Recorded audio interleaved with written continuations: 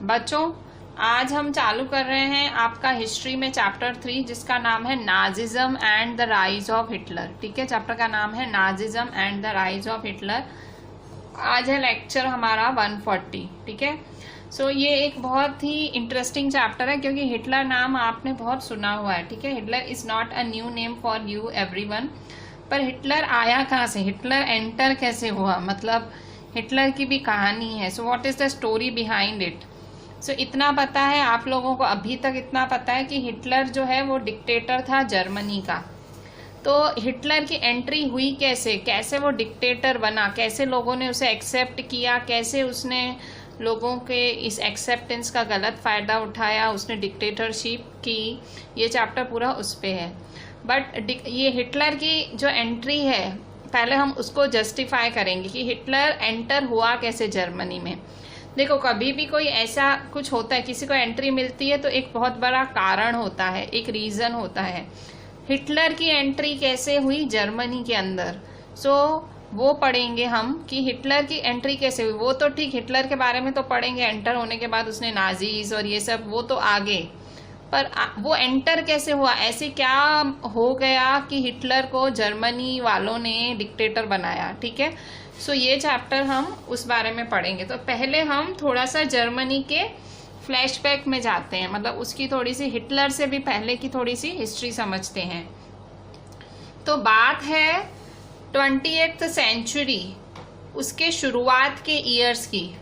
Germany तब एक बहुत ही पावरफुल किंगडम था।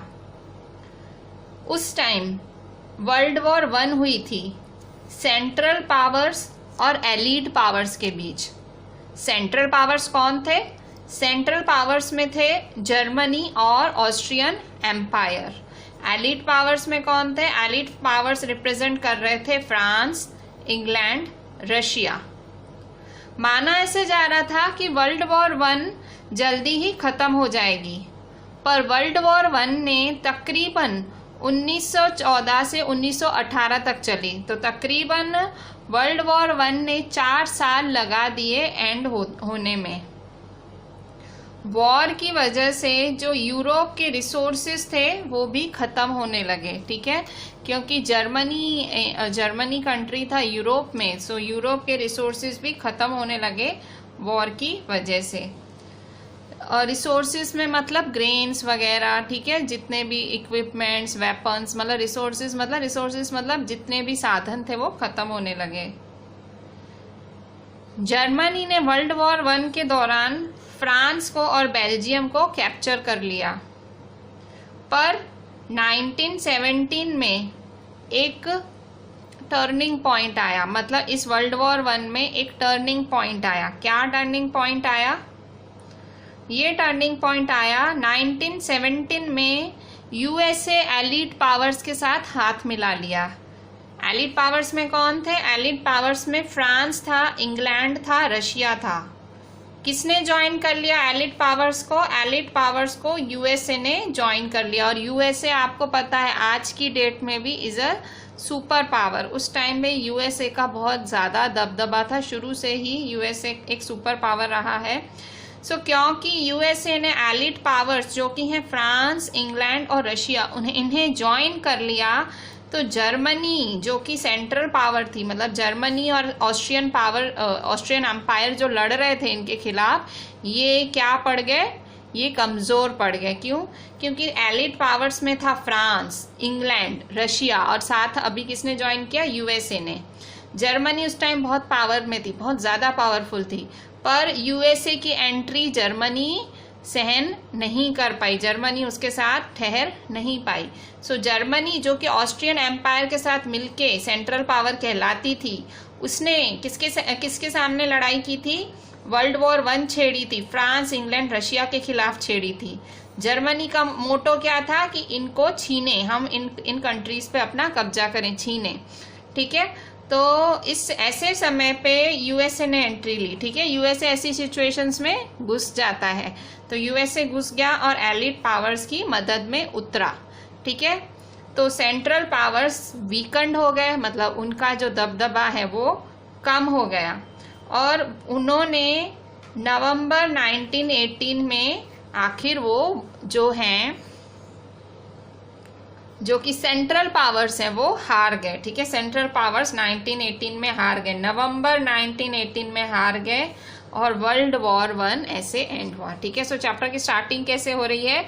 चैप्टर की स्टार्टिंग हो रही है कि 28th सेंचुरी के स्टार्टिंग में तो जर्मनी बहुत पावरफुल था, और क्योंकि पावरफुल था अपने पावर में उसने वर्ल्ड वॉर 1 की घोषणा की।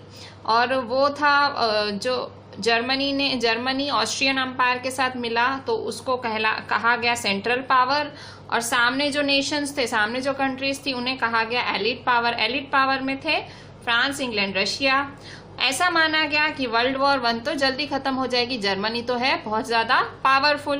पर जर्मनी को जर्मनी नहीं, वर्ल्ड वॉर 1 को पूरे 4 साल लग गए कंप्लीट होने में। 1914 से 1918 तक वर्ल्ड वॉर 1 चला। वॉर की वजह से यूरोप के सारे रिसोर्सेज खत्म हो गए। ठीक है, सो जर्मनी ने क्या किया? जर्मनी ने इस टाइम फ्रांस, बेल्जियम, इन सबको कैप्चर किया। 1917 में यूएसए ने ज्वाइन किया एलीड पावर्स, तो सेंट्रल पावर्स क्या हो गए? वीकन हो गए, क्योंकि यूएसए ऑलरेडी सुपर पावर है और 3 कंट्रीज ऑलरेडी थी सामने, चौथी कंट्री ऐड हो गई। सो इसकी वजह से नवंबर 1918 में जर्मनी जो कि सेंट्रल पावर्स हैं वो हार गए और वर्ल्ड वॉर 1 इसी के साथ खत्म हुआ। अभी मे बी आपके माइंड में आ रहा होगा कि मैं वर्ल्ड वॉर 1 की कहानी क्यों बोल रही हूँ जबकि मुझे हिटलर पढ़ाना है। पर आप देखें हिटलर ने किस पे राज किया था? जर्मनी में। और जर्मनी ने क्या ज्वाइन किया था? World war 1।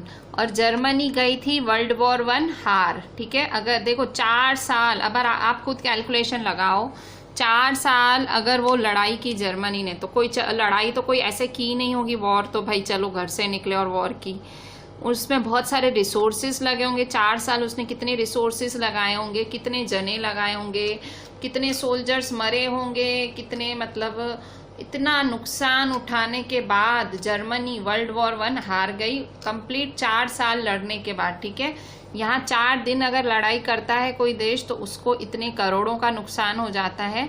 जर्मनी तो 4 साल लड़ी थी और उसके बाद जर्मनी हारी थी। ठीक है, तो इस पे अब इस पे क्वेश्चन बनता है। क्या क्वेश्चन है? What was the impact of World War 1 on political structure of Germany because of its defeat? अब जो वर्ल्ड वॉर 1 हुआ उसका इम्पैक्ट क्या हुआ जर्मनी के पॉलिटिकल स्ट्रक्चर पे? ऑब्वियसली जब लड़ाई हुई होगी तो ऑब्वियसली जैसे अभी है, ठीक है, हमारा कुछ भी सीमा पे कुछ भी होता है, वाद विवाद होता है, तो तुरंत हमारे जो पॉलिटिकल लीडर्स हैं वो स्टैंड लेते हैं। ठीक है, कि आर्मी भेजनी है नहीं भेजनी है, वो डिसाइड करते हैं। तो अगर कुछ बुरा हो रहा है देश के साथ तो हम लोग हम आर्मी को नहीं बोलेंगे, हम किसको बोलेंगे? हम हमारे पॉलिटिकल लीडर्स पे, हम उन पे डालते हैं जिम्मेदारी। तो उसी तरह से जब वर्ल्ड वॉर 1 हारी, जर्मनी हार गई वर्ल्ड वॉर 1 क्योंकि वो थी सेंट्रल पावर, जर्मनी के साथ ऑस्ट्रिया भी हारी थी। सो जब वो वर्ल्ड वॉर 1 हारी तो जर्मनी के पॉलिटिकल स्ट्रक्चर की क्या हालत हुई इस हार की वजह से? क्योंकि ऑब्वियसली जो लीडर्स हैं उनको ऑब्वियसली बहुत सुनना पड़ा होगा लोगों का, क्योंकि आप हारे हो। ठीक है, सो हार के लिए देखो किसी को तो जिम्मेदार ठहराना पड़ता है ना। सो यहाँ ऑब्वियसली क्योंकि अगर जीतते हैं तो पॉलिटिकल लीडर्स जो हैं वो सारा अपनी जीत का श्रेय वो ले लेते हैं। ठीक है, जीतते हैं तो सारा क्रेडिट वो लेते हैं, तो हारने पे भी लोग उन्हीं को ही बोलेंगे। सो हुआ क्या फिर? Imperial Germany's emperor abdicated. Imperial Germany हारी हुई जर्मनी। ठीक है, जो जर्मनी हार गई थी उसका जो राजा था उस टाइम, जो एम्परर था जर्मनी का उस टाइम जो राजा था, एब्डिकेट हो गया। एब्डिकेट उसने अपनी जो राजा की कुर्सी थी वो छोड़ दी। उसने कहा अब मैं राजा के पद पे नहीं बैठूंगा। जर्मनी हार गई, उसने भाई एक तरह से एब्डिकेट कर लिया, अपनी जो कुर्सी थी वो त्याग दी। तो एम्परर ने अपनी कुर्सी छोड़ दी। हारी हुई जर्मनी के एम्परर ने अपनी राजा वाली कुर्सी छोड़ दी क्योंकि जर्मनी हार गई थी वर्ल्ड वॉर 1, राजा ने एक्सेप्ट किया। So parliamentary parties got a chance to change Germany's form of government. अब आप समझे होंगे अब तक जर्मनी में कौन सा फॉर्म चल रहा था? जर्मनी में चल रहा था मोनार्ची चल रहा था। मोनार्ची मतलब राजाशाही चल रही थी, गवर्नमेंट में एक राजा वाला सिस्टम चल रहा था। तो इस टाइम जब राजा ने हार के बाद एब्डिकेट होने का सोचा कि मैं कुर्सी छोड़ता हूँ, एम्परर ने बोला, तो उस टाइम जो पार्लियामेंट्री पार्टीज थी जर्मनी के, उन्हें एक चांस मिला कि वो अभी गवर्नमेंट, जो जर्मनी का गवर्नमेंट फॉर्म है वो बदले, क्योंकि अभी तक जर्मनी में कौन सी सरकार चली आ रही थी, मोनार्ची, मतलब राजा वाली गवर्नमेंट चलती आ रही थी। तो मौका मिला पार्लियामेंट्री पार्टीज को, जर्मनी की पार्लियामेंट्री पार्टीज को मौका मिला कि हम जर्मनी का फॉर्म ऑफ गवर्नमेंट अब बदलें, अब हम चेंज करें, अब क्यों ना हम जर्मनी को डेमोक्रेसी में बदलें, क्योंकि राजा खुद से कुर्सी छोड़ रहा है। ठीक है, सो राजा ने जैसे ही घोषित किया तो पार्लियामेंट्री पार्टीज ने तुरंत ये चांस उठाया, क्योंकि ऑलरेडी जर्मनी हार चुकी थी, हालत खराब थी। पार्लियामेंट्री पार्टीज ने सोचा कि हम अब जर्मनी का फॉर्म ऑफ गवर्नमेंट बदलते हैं। ठीक है, सो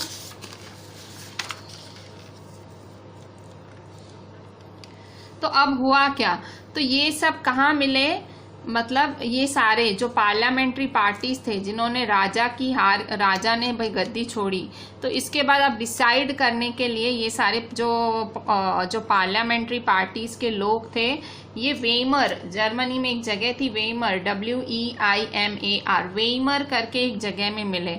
उस जगह पे मिलके उन्होंने एक नेशनल असेंबली क्रिएट की।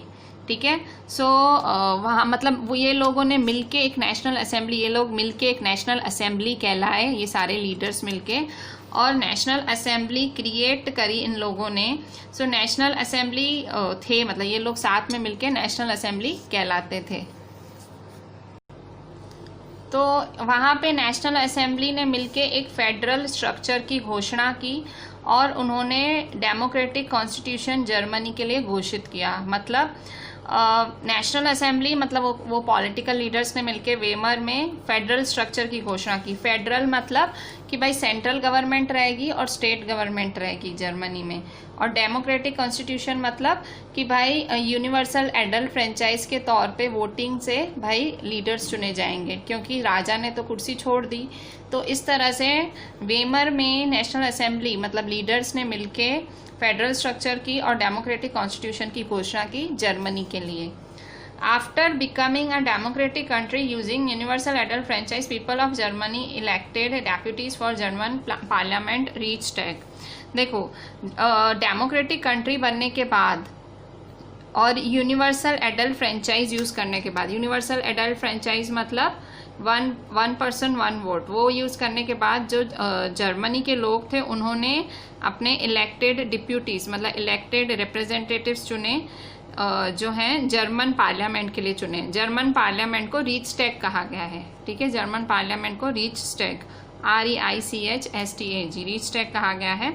तो फाइनली मतलब जर्मनी मोनार्ची से डेमोक्रेसी बन गई वर्ल्ड वॉर 1 के बाद।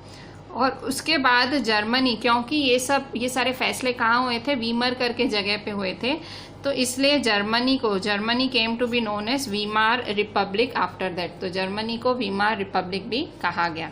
सो वीमार रिपब्लिक, अगर आपको क्वेश्चन आता है तो आप ये सब लिख सकते हो। ठीक है, वीमार रिपब्लिक अगर क्वेश्चन आ जाता है तो आप ये सारी पॉइंट्स लिख सकते हो कि वीमार में नेशनल असेंबली इकट्ठी हुई थी और नेशनल असेंबली ने घोषणा की और उसके बाद डेमोक्रेसी बनी। ठीक है, तो ये सब चीज़ें आप इसमें लिख सकते हो वीमार रिपब्लिक पे अगर कोई क्वेश्चन आ जाता है तो। ठीक है, सो क्वेश्चन है describe the formation of Weimar republic, तो आंसर आप ऊपर वाला ही लिख सकते हो। अब नेक्स्ट क्या हुआ, अब वॉर के बाद, अब देखो वॉर हुई, वॉर में जर्मनी हारी। ठीक है, ये सब ठीक। अब क्या हुआ, वॉर के बाद क्या हुआ होगा। अब एक चीज तो हो गई कि जर्मनी क्या बन गई, डेमोक्रेसी बन गई, पार्टी आ गई एक। ठीक है, जर्मनी में भाई नेशनल असेंबली ने बोला कि भाई वीमार, और जर्मनी क्या बन गई, वीमार रिपब्लिक। भाई जर्मनी ने पार्लियामेंट्री फॉर्म ऑफ गवर्नमेंट अपनाया, जर्मनी डेमोक्रेसी हो गई और जर्मनी को वीमार रिपब्लिक कहा गया। ठीक है, सो आफ्टर वॉर ऑन 28 जून 1919, देखो जब वॉर खत्म हुआ, देखो 1914 से 1918 वॉर चला था। सो 1919 में 28 जून को वॉर के बाद जर्मनी और एलिस के बीच में एक पीस ट्रीटी साइन हुई। देखो जर्मनी आपको पता है जर्मनी सेंट्रल पावर थी जब लड़ाई करने उतरे थे। और एलीज क्या थे? एलीज मतलब जो सामने कंट्रीज थी, रशिया और जो बाकी 3 कंट्रीज थी, तो उन्होंने जर्मनी के साथ कौन सी ट्रीटी साइन की? Peace treaty. अब इस पीस ट्रीटी में पीस जैसा कुछ नहीं था। पीस ट्रीटी मतलब उनसे कुछ जर्मनी वालों से इन एलीज कंट्रीज ने एक पेपर पे साइन करवाया था। उस पेपर पे कुछ शर्तें लिख के साइन करवाया था, क्योंकि जर्मनी हार गई थी। ये कब हुआ? 28 जून 1919 को। ठीक है, ये ट्रीटी साइन कराई गई थी, एलिस ने साइन कराई थी जर्मनी से। और ये ट्रीटी साइन हुई थी वर्सेल्स में, वर्सेल्स करके एक जगह है, वहाँ साइन हुई थी। और इसीलिए इस ट्रीटी को, जो कि 28 जून 1919 पे को जर्मनी के लीडर्स ने साइन की थी, उसे कहा जाता है treaty of Versailles. Treaty of Versailles एक इम्पॉर्टेंट क्वेश्चन है आपके एग्जाम पॉइंट ऑफ व्यू से। सो ट्रीटी ऑफ वर्सेल्स क्या है? क्यों ये ट्रीटी, ये जो पेपर साइन किया था जर्मनी ने, ऑब्वियसली दुश्मन ने साइन कराया था, तो कोई प्रेम पत्र तो होगा नहीं, उसमें ऑब्वियसली जर्मनी का बुरा ही था। सो क्या था जर्मनी की ऐसा? सो एक क्वेश्चन बनता है इस पे, why treaty of Versailles was very harsh for Germany. ये जो ट्रीटी ऑफ वर्सेल्स जो कि साइन कराई थी उसके लीडर्स ने, वो इतनी ज़्यादा हार्श क्यों थी जर्मनी के लिए? जर्मनी के लिए वो ट्रीटी ऑफ वर्सेल्स इतनी ज़्यादा हार्श क्यों थी? या जर्मनी के लिए वो जो उन्होंने पेज साइन किया था, उसके जो उन्होंने वो सब शर्तें मानी थी, तो वो शर्तें क्यों खराब थी जर्मनी के लिए? तो उसमें था क्या? पीस ट्रीटी में क्या लिखा हुआ था? तो सुनो, पीस ट्रीटी में लिखा हुआ था कि Germany's overseas colonies and 13% territory of Germany, 75% iron, 26% coal was taken by France, Poland, Denmark and Lithuania. क्या लिखा हुआ था उस ट्रीटी में? कि जर्मनी की ओवरसीज कॉलोनीज मतलब जर्मनी ने वॉर के दौरान जो कॉलोनीज जीती थी। कॉलोनीज का मतलब जो कंट्रीज जर्मनी ने हथियाई थी वो वर्ल्ड वॉर 1 के दौरान, वो 13% टेरिटरी ऑफ जर्मनी के खुद की 13% टेरिटरी, 7 मतलब 13% टेरिटरी का मतलब आप बोल सकते हो जो जर्मनी का 1/10 पॉपुलेशन हो गया। ठीक है, 1/10 population of Germany, 75% iron Germany का, 26% कोल, ये सब किसको देना पड़ेगा जर्मनी को? फ्रांस, पोलैंड, डेनमार्क, लिथुआनिया को। इस ट्रीटी में ऐसा लिखा था।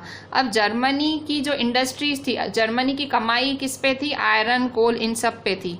तो आयरन और कोल इतना सारा इन सारी कंट्रीज को देना था। 75% मतलब जर्मनी में अगर 100% आयरन था तो अपना 75% एज अ कंपनसेशन, मतलब भाई हार का जिम्मेदार किसको ठहराया गया? जर्मनी को। भाई जर्मनी को, युद्ध का जिम्मेदार जर्मनी को ठहराया गया और उन पे ये लादा गया जुर्माना। क्या जुर्माना था? कि भाई तुमने जो कॉलोनीज जीती हैं वो रिटर्न करो हमको, मतलब ये फ्रांस वगैरह इन सबको दे दो, और 13% अपनी खुद की दे दो टेरिटरी, 75% अपना आयरन दो, 26% अपना कोल दो। मतलब ये एक एज ए जुर्माना उन पे लगाया गया। यही नहीं, पीस ऑफ ट्रीटी में जो ट्रीटी ऑफ वर्सेल्स है, जो पीस ट्रीटी या ट्रीटी ऑफ वर्सेल्स है, उसमें और भी चीजें बोली गई। ये तो पहली चीज है, ये फर्स्ट पॉइंट है। सेकेंड पॉइंट,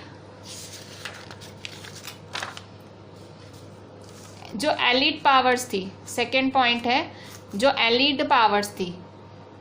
ठीक है, सेकेंड पॉइंट है जो एलिड पावर्स थी, उन्होंने जर्मनी को डीमिलिटराइज कर दिया। डीमिलिटराइज मतलब जर्मनी को बोला कि तुम्हें अब तुम्हारी मिलिट्री कम कर दो, भाई तुम्हारी मिलिट्री कम कर दो, मतलब उसको डीमिलिटराइज कर दिया जर्मनी। एक तरह से जर्मनी को खोखला कर दिया एलिड पावर्स ने, उसको बोला कि अब तुम इतनी ज्यादा मिलिट्री मत रखो।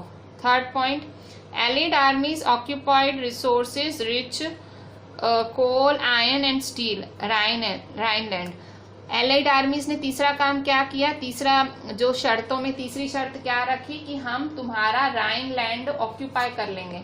राइनलैंड का मतलब जर्मनी में एक जगह है जो कि बहुत ज्यादा प्रोडक्टिव जगह है, मतलब बिजनेस के हिसाब से बहुत अच्छी है। वहाँ कौन कौन से रिसोर्सेज पाए जाते हैं? कोल, आयरन, स्टील। तो एलिड आर्मीज ने वो भी छीन ली जर्मनी से। एलिड पावर्स ने पहले तो जर्मनी को पहले भाई हार का जिम्मेदार उसको ठहराया और उसके 13% टेरिटरी और फिर कोल और वो सारे परसेंटेज ले लिए, आयरन वगैरह। फिर एलिड पावर्स ने बोला कि हम तुम्हें डीमिलिटराइज कर रहे हैं। डीमिलिटराइज भाई तुमको अब मिलिट्री की जरूरत नहीं है, हम मिलिट्री ले रहे हैं। एलिड आर्मीज ने ऑक्यूपाई किए रिसोर्सेज जो कि कोल, आयरन और स्टील में रिच थे। और कौन सी जगह को ऑक्यूपाई कर लिया ये रिसोर्सेज हड़पने के लिए? राइनलैंड। राइनलैंड जगह है जर्मनी में जो कि इन रिसोर्सेज में बहुत ज़्यादा है, मतलब ये रिसोर्सेज राइनलैंड करके जगह ही ऑक्यूपाई कर ली एलाइड आर्मीज ने। Allied countries loss in the war was bear by Germany, मतलब जो भी नुकसान हुआ इन एलाइड कंट्रीज, इन रशिया वगैरह का जो भी नुकसान हुआ था उस वॉर में, वर्ल्ड वॉर 1 में जो भी नुकसान हुआ था, जर्मनी को बोला गया सारी भरपाई तुम करो। क्योंकि माना बस ये इन्होंने क्या माना कि भाई हुआ तेरी वजह से, ये युद्ध तेरी वजह से, तो ठीक है जर्मनी ने खुद 4 साल जो पैसा लगाया वो ठीक है, पर इनको भी जो नुकसान हुआ वो भी जर्मनी को भरना है, मतलब जर्मनी पर डबल नुकसान आ गया। तो सामने जर्मनी से कितने पैसे भरवाए गए इस ट्रीटी ऑफ वर्सेल्स के हिसाब से?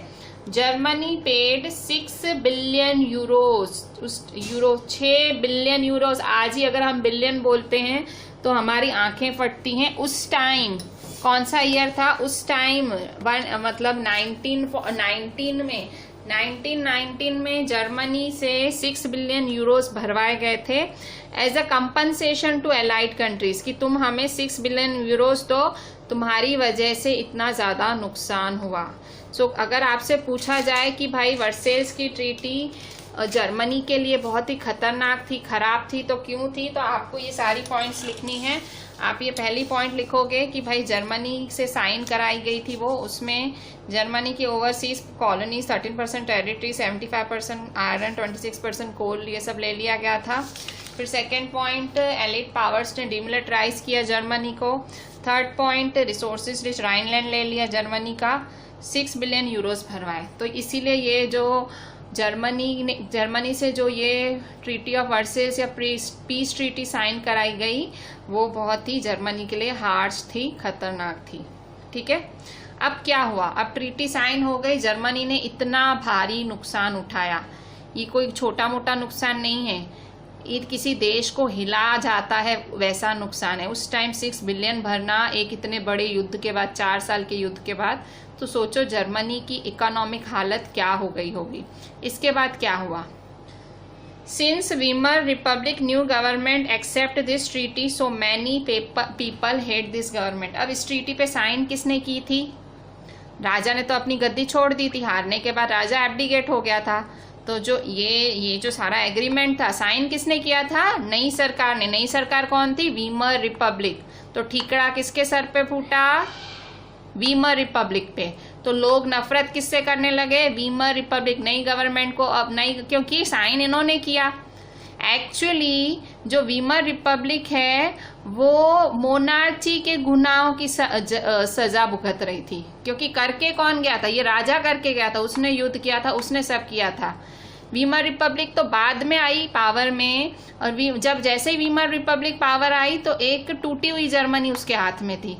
अब जर्मनी नुकसान में चल रही थी, जर्मनी वॉर में थी, और सारे देश उस पर पावर प्रेशर बना रहे थे। उस प्रेशर के अंतर्गत उनसे पीस ट्रीटी साइन कराई गई जो कि ट्रीटी ऑफ वर्सेल्स कहलाती है। तो वीमर रिपब्लिक अब लोगों के गुस्से का शिकार बनी, क्योंकि राजा तो साइड हो गया, गद्दी छोड़ दी थी। अब मतलब आप बोल सकते हो कि मोनार्ची के जो सिंस हैं, मोनार्ची के पापों की सजा कौन भुगत रही थी? वीमर रिपब्लिक, क्योंकि लोगों के हेट का सामना वीमर रिपब्लिक कर रही थी। ठीक है, due to heavy compensation Weimar republic drained financially too. ठीक है, अब क्योंकि 6 बिलियन उनसे यूरोस भराए गए, तो इसकी वजह से जो वीमर रिपब्लिक थी, जो कि जर्मनी थी, वो एकदम पूरी तरह से खाली हो चुकी थी। अब इस पर से एक टर्म आया नवंबर क्रिमिनल्स। नवंबर क्रिमिनल्स क्या है? नवंबर क्रिमिनल्स, ये बहुत ही इंपॉर्टेंट डेफिनेशन है जो कई बार एग्जाम में आती है। What do you mean by November criminals? In November 1918, ठीक है, पीस ट्रीटी साइन की गई थी। तो नवंबर 1918 की बात है। नवंबर 1918 में कुछ certain general leaders of Weimar republic signed peace treaty with allies. ये बात आपको अभी अभी पता लगी कि नवंबर 1918 में कुछ जर्मन लीडर्स ने वीमार रिपब्लिक, मतलब जो वीमार रिपब्लिक के कुछ लीडर्स थे जर्मनी के, उन्होंने पीस ट्रीटी किसके साथ साइन की थी? एलिस के साथ। और ये जो पीस ट्रीटी थी वो जर्मनी के लिए तो बहुत ही हार्श थी, बहुत खराब थी। Their opponents believed that German army was powerful enough to continue with the war and not signing the treaty could have won the war। अब क्या था, मतलब जो अपोनेंट्स थे, मतलब ऑब्वियसली हर किसी के अपोनेंट्स थे, तो उसी तरह से वीमार रिपब्लिक के भी अपोनेंट्स थे। तो उन्होंने तो मतलब क्या, तो इनके जो अपोनेंट्स थे उन्होंने क्या बिलीव किया, मतलब वो क्या सोचते थे कि जर्मनी आर्मी उस टाइम इतनी पावरफुल थी कि वो वॉर कंटिन्यू करती, 4 साल के बाद भी वॉर कंटिन्यू करती और वो पक्का ही जीतती। तो उनको वो जो ट्रीटी है वो साइन नहीं करनी चाहिए थी, क्योंकि ट्रीटी में नुकसान ही नुकसान था जर्मनी का। तो इसीलिए जिन लोगों ने ये जो जर्मनी के लिए ये ट्रीटी साइन की थी, जो वीमार रिपब्लिक के जो लीडर्स थे, उनको नवंबर क्रिमिनल्स कहा गया था। क्रिमिनल है भाई, तुम जर्मनी के क्रिमिनल्स हो, तुम्हारी वजह से जर्मनी को इतने सारे यूरोस भरने पड़े, तुम्हारी वजह से जर्मनी का राइनलैंड चला गया, तुम्हारी वजह से जर्मनी डीमिलिटराइज हुई, तुमने ही पीस ट्रीटी साइन की। तो इन सारे लीडर्स को नवंबर क्रिमिनल्स कहा गया, क्योंकि इन्होंने नवंबर 1918 में ये ट्रीटी साइन की थी। ठीक है, सो इस तरह से सारा मतलब वीमार रिपब्लिक के लीडर्स को क्रिमिनल्स तक कहा गया ये ट्रीटी साइन करने के लिए। ठीक है, सो नवंबर क्रिमिनल्स, वीमार रिपब्लिक के वो लीडर्स जिन्होंने पीस ट्रीटी साइन की थी। इससे जर्मनी को नुकसान हुआ था और इस नुकसान की वजह से उनके ओपोनेंट्स ने उनका नाम रखा था नवंबर क्रिमिनल्स। ठीक है, सो इसके बाद एक और झटका लगना था जर्मनी को। जर्मनी ने क्या किया था, जर्मनी ने पीस ट्रीटी साइन करी थी, इतने सारा नुकसान उठाया, मतलब इतने सारे जो हैं इतने यूरोस भरे, बिलियन यूरोस इतना सारा नुकसान उठाया। अब इसके बाद क्या हुआ, तो 1923 में जर्मनी ने हाइपर इन्फ्लेशन फेस किया। हाइपर इन्फ्लेशन का मतलब चीजों के, हाइपर मतलब ज्यादा, इन्फ्लेशन मतलब दाम, चीजों के दाम हद से ज्यादा बढ़ गए जर्मनी में। 1923 में Germany faced hyper inflation. So question कैसे आ सकता है, question what were the causes of hyper inflation in Germany, what were it's effects. तो जो हाइपर इन्फ्लेशन जो जर्मनी में आया था 1923 में, अचानक से जो चीज़ों के दाम थे वो एकदम आसमान छूने लगे थे, मतलब 2 रुपए की चीज़ अब 20 रुपए मिलने लगी थी। सो चीज़ों के दाम ऐसे कैसे बढ़ गए रातों रात जर्मनी में, कॉजेस क्या थे और ये हाइपर इन्फ्लेशन का इफेक्ट क्या आया जर्मनी पे। सो अब क्या मतलब, पहले तो कॉज क्या थे, हाइपर इन्फ्लेशन क्यों आया, अचानक से जो कॉस्ट है चीज़ों के बढ़ क्यों गए। तो Germany was repaying war loan in gold, so no gold reserve was left with Germany. अब देखो, जब जर्मनी 4 साल वर्ल्ड वॉर 1 के लिए उतरी थी तो उसको बहुत सारा लोन लेना पड़ा था। अब वो लोन जर्मनी चुका कैसे रही थी, जर्मनी उस वॉर का लोन चुका रही थी गोल्ड भर भर के, गोल्ड दे दे के, क्योंकि पैसा था नहीं जर्मनी के पास, जर्मनी अपना गोल्ड दे रही थी और अब जर्मनी के पास कोई गोल्ड बचा ही नहीं था। 1923 में फ्रांस ने जर्मनी का रूर रूर ऑक्यूपाई कर लिया था। रूर क्या है, जर्मनी का industrial area, main industrial area, मतलब जितनी मैक्सिमम इंडस्ट्रीज जो थी जर्मनी की रूर में थी और फ्रांस ने वो भी छीन ली। Germany over printed their paper currency, Germany's mark was devalued. जो जर्मनी था उन्होंने जो अपनी पेपर करेंसी से, मतलब जर्मनी के पास अब पैसा नहीं था, तो जर्मनी ने क्या किया, जर्मनी नोट पे नोट छापती गई। ठीक है, जर्मनी ने इतना ज़्यादा अपना पेपर करेंसी छाप दिया कि जर्मनी का जो उस टाइम करेंसी था जिसका नाम है मार्क, जर्मनी के मार्क की कोई वैल्यू ही नहीं रही, डिवैल्यूड हो गया, बहुत कम वैल्यू हो गई। कितनी कम वैल्यू हो गई, तो देखो अप्रैल में $1 24,000 मार्क के बराबर था।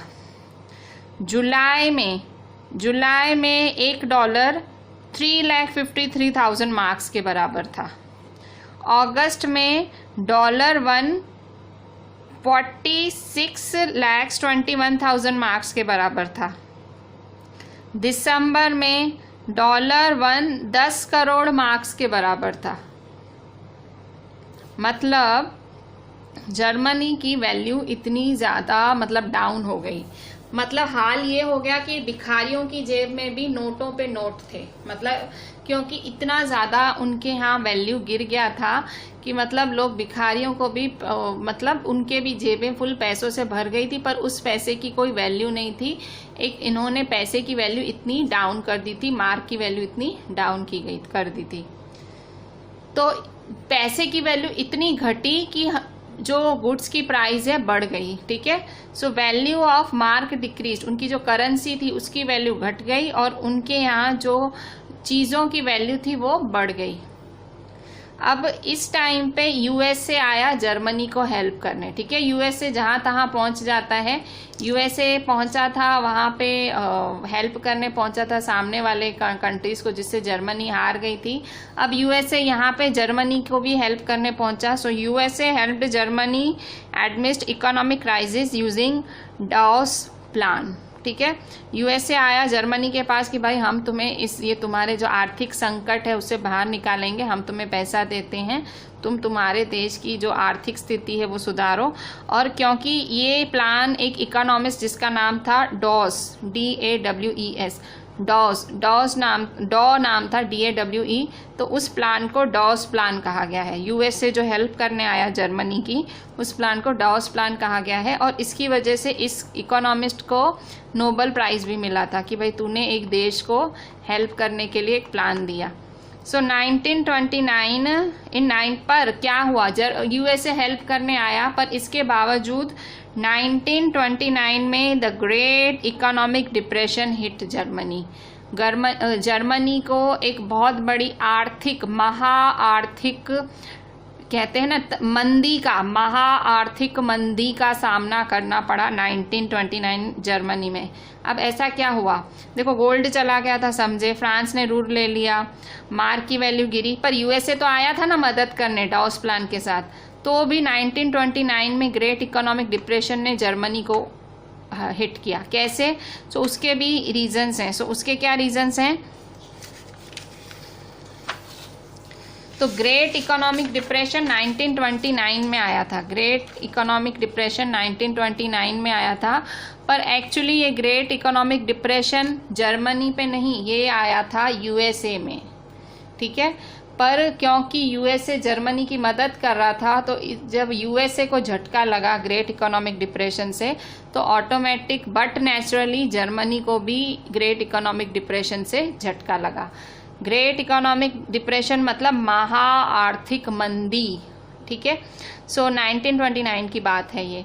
The great economic depression hit USA but its effect was on Germany too. ठीक है, एक्चुअली ग्रेट इकोनॉमिक डिप्रेशन आया था यूएसए पे, यूएसए को हिट किया था, पर इसके जो इफेक्ट्स थे वो जर्मनी पे भी देखने मिले। Germany's most industries were existing on loans and these loans were given by USA. Germany की जो ज़्यादातर इंडस्ट्रीज थी वो लोन्स पे ही चल रही थी, क्योंकि जर्मनी तो खाली हो गया था, तो जर्मनी की ज़्यादातर इंडस्ट्रीज लोन पे ही चल रही थी। और सारे के सारे लोन किससे लिए गए थे, यूएसए अमेरिका से लिए गए थे। जब यूएसए में अब क्या हुआ था, यूएसए में world's biggest stock exchange Wall Street exchange crashed. मतलब दुनिया की सबसे बड़ी स्टॉक एक्सचेंज जिसको वॉल स्ट्रीट एक्सचेंज बोला जाता है, जो कि यूएसए में है। ठीक है, दुनिया की सबसे बड़ी स्टॉक एक्सचेंज जो कि वॉल स्ट्रीट एक्सचेंज है, जो कि यूएसए में है, वो क्रैश कर गई एक दिन।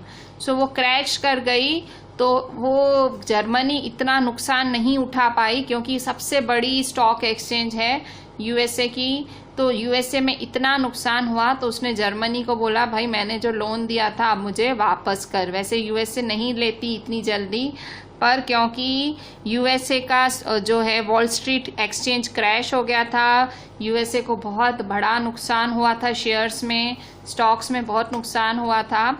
तो इस वजह से यूएसए खुद मंदी में आ गई थी, और खुद मंदी में आई तो वो किससे, जिसको लोन दिया था उससे पैसे मांगने लगी।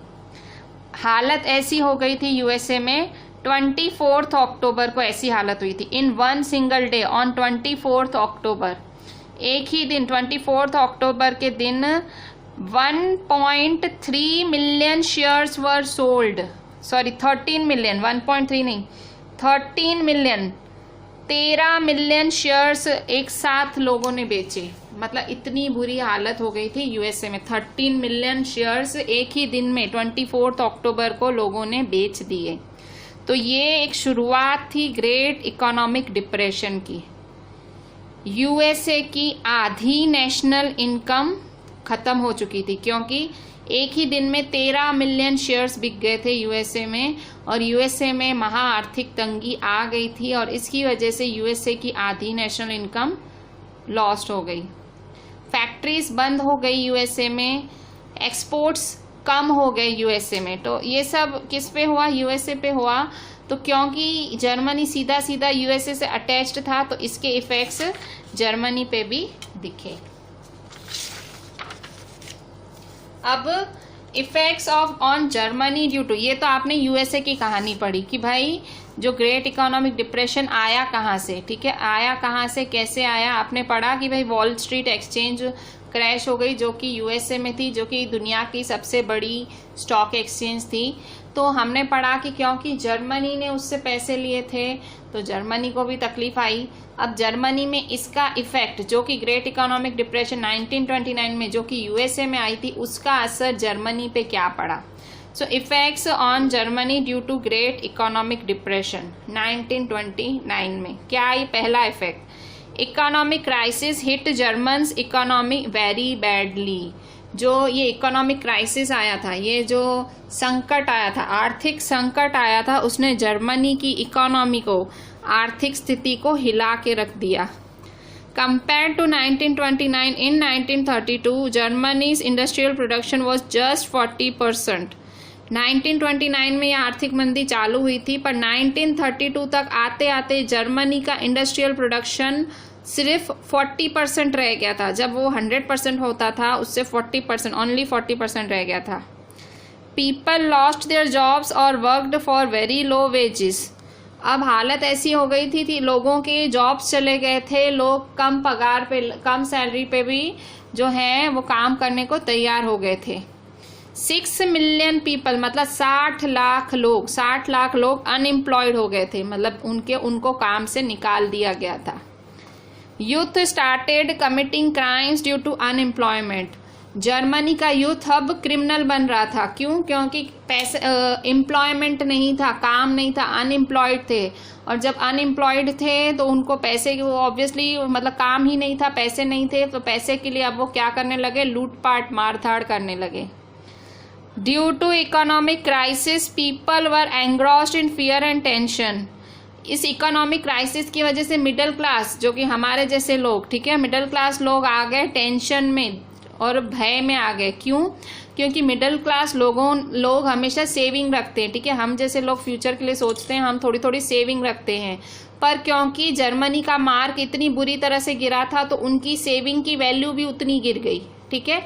सो उनकी सेविंग जैसे वेस्ट होती दिख रही थी उन लोगों को।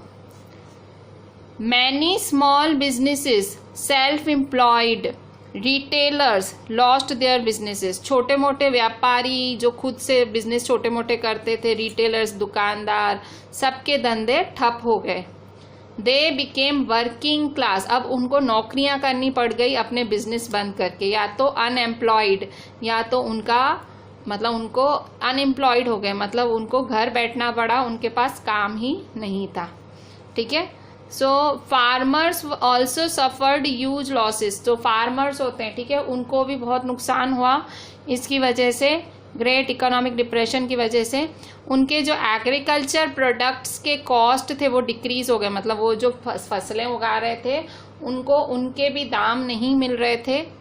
Woman were unable to feed their children. औरतें अपने बच्चों को खाना तक नहीं दे पा रही थी, ठीक है। सो ये हमने पढ़ा कि ग्रेट इकोनॉमिक डिप्रेशन का भाई यूएसए से क्या लेना देना है। अब हमने पढ़ा कि जर्मनी पे, ये बहुत ही इंपॉर्टेंट क्वेश्चन है कि भाई इफेक्ट या impact of great economic depression on Germany. तो जर्मनी का 40% इंडस्ट्रियल प्रोडक्शन कम हो गया, अनएम्प्लॉयमेंट हुआ, यूथ क्रिमिनल बन गया, और जो सेविंग्स थी मिडिल क्लास की उसकी वैल्यू लो हो गई, जो बिजनेसेस थे वो ठप हो गए, और फार्मर्स का एग्रीकल्चर प्रोडक्शन का वैल्यू डिक्रीज हो गया, औरतें अपने बच्चों को खाना नहीं खिला पा रही थी। सो इन एन ओवरऑल जर्मनी की हालत थी बहुत ज़्यादा खराब। ग्रेट इकोनॉमिक डिप्रेशन जर्मनी की इकोनॉमी को पूरी तरह से कुचल गया। तो अब देखो ये सब जर्मनी में हो रहा था कब हो रहा था? वीमर रिपब्लिक, ठीक है, वीमर रिपब्लिक था उसकी हाजिरी में हो रहा था। क्यों? मोनार्ची ने तो कुर्सी छोड़ दी थी, वीमर रिपब्लिक ने ट्रीटी साइन की थी, यूएसए से मदद ली, यूएसए से लोन लिया, वीमर रिपब्लिक की प्रेजेंस में ये सब हो रहा था।